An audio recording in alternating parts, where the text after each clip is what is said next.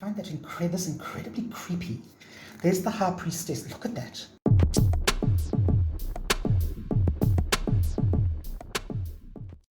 Hi, it's Matt from Tubby Tarot again, and today we're going to be looking at the Fountain Tarot. It's produced by Roost Books. It's created by Jonathan Sayers, written by Jason Gruhl, and the design is by Andy Todaro. I hope I pronounced those all right. The version we're going to be looking at today is the commercial version. It's not the hand done blah blah blah one, but it looks almost exactly the same. Okay, there's very few differences. It comes in this exquisite box. Okay, it's a metallic hasp. Inside it's got this little bit, you are the voice and the breath of universes. Okay, it's gorgeous. It's got this little ribbon, beautiful silvery ribbon. Comes with this beautiful book that gives you a bit of information on each card and a couple of spreads. Gorgeous book. Okay, there it is. There's the book. And yeah, it's a lovely box. Okay, one of my favorite boxes.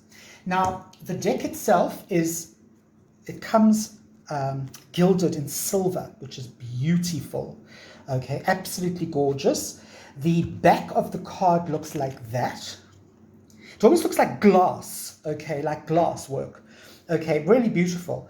And of course, each card is illustrated in a very pastel kind of way. Okay, the card stock is very average for a deck that costs a lot of money. The card stock is pretty average. The cards are matte, so you can actually read outdoors or under harsh light.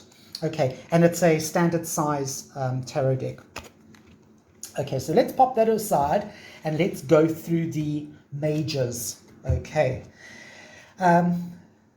This is a very soft deck. Okay, so you're going to see that it's very soft, it's very pastel, it's very otherworldly. All right, so there's the Fool card. Okay, beautiful. Here we have the Magician. This is not traditional, people. This is a very non-traditional deck, although you can see similarities. You can tell what the card is. Here we have the High Priestess. I find this incredibly creepy. There's the High Priestess. Look at that. Ooh, okay. Very much what I would expect a High Priestess to look like, actually. Here we have the Empress. Pretty. Here we have the Emperor. And do you see what I mean by non-traditional? All right, that's the Emperor card. Here we have the Hierophant, opening his box of tricks. Here we have the Lovers. Here we have the Chariot. This is a deck that you need to work with on your own before you start reading for other people. It's a beautiful deck to work with, but it's non-traditional. Here we have Justice. We have the Hermit, one of my favorite Hermit cards ever. Beautiful. We have the Wheel of Fortune. It's one of those sort of gyroscopic things.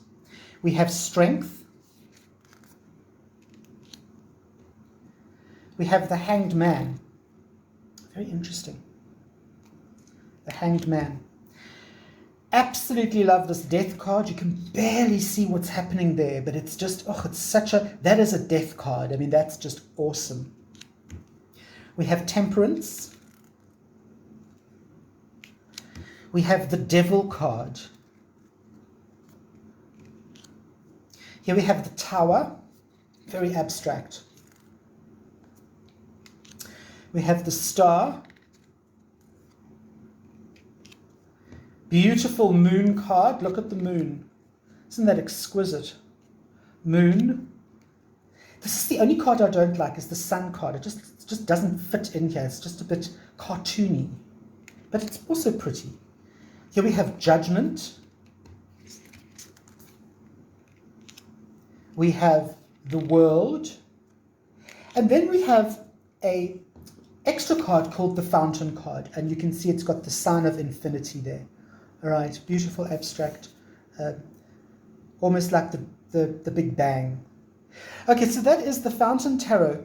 Each of the cards is illustrated, so it's not a pip deck, but it certainly is one of those decks that, guys, you're gonna have to work with it before you can actually work with it. I'm Matt from Tubby Tarot. I will see you next week for another deck review.